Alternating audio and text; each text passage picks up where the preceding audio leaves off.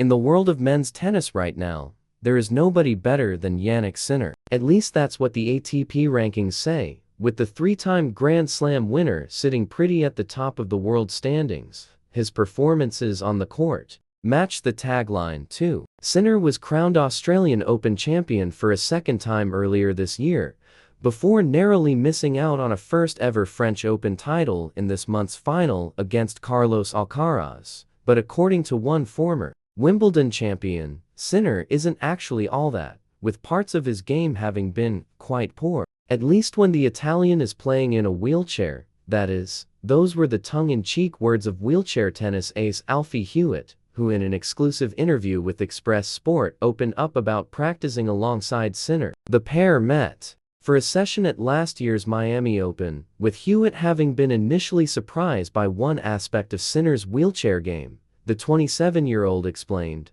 "What surprised me was how well he served in the chair. He was putting them down with good accuracy and speed, which you'd expect when he's on his feet.